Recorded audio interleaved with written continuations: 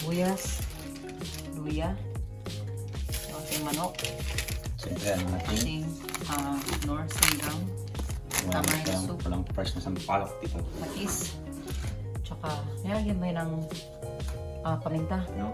Ganyan lang. And nilagyan niya na ng oil ang ating kaserola. Okay? And let's do this. So first, ginger.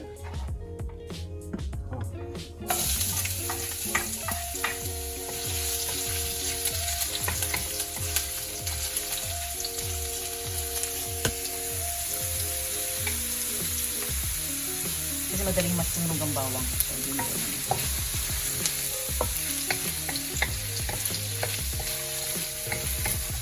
Andoy, Chef Andoy in the house.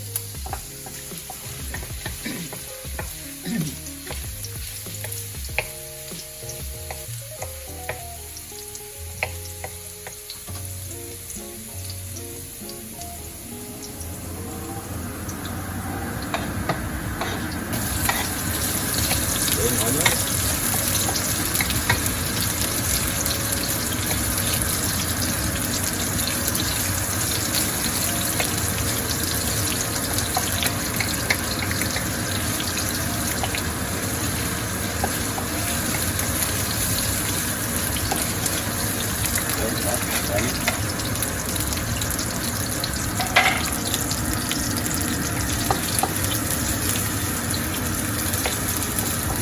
Bango.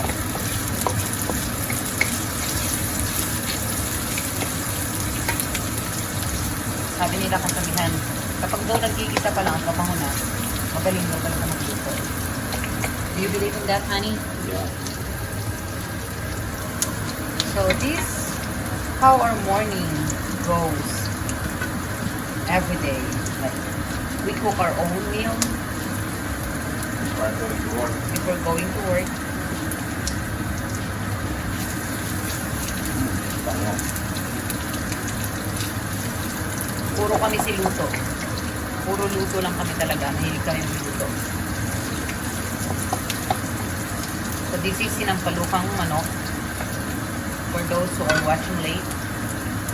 And kung hindi pa kayo nagsusubscribe sa aming channel, mag-subscribe, watch, like, and share.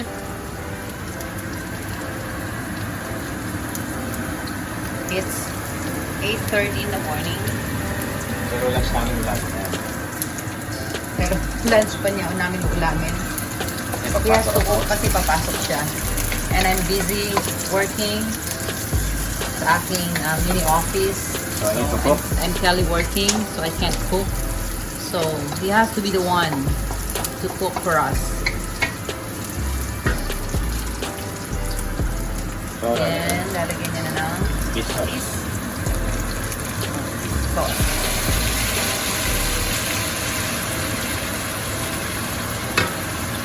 Bango.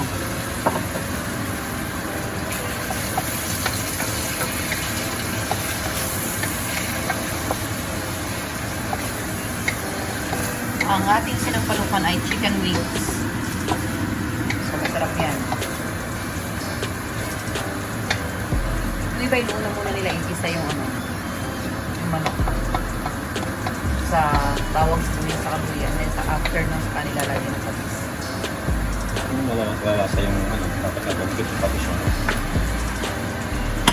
That's it. So, let it simmer. After boil, 30 minutes, and after maybe 20 minutes, 30 minutes, 30 minutes. pag malambot na yung, Sinampalukan is ready. pag malambot na yung manok, sa kanya ilalagay yung sili. Ito yung ating dahon ng sili. Hugasan muna natin. Upset.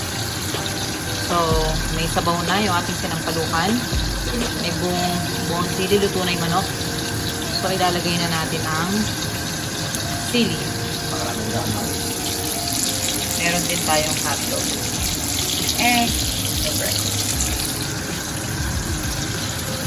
Yan na. Lalagay ng dahon ng sili. Wow. Ang daming dahon. Siguro dagdagan natin sa baw.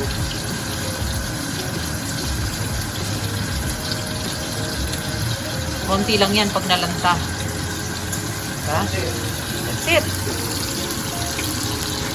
Hinaan natin yung apoy para hindi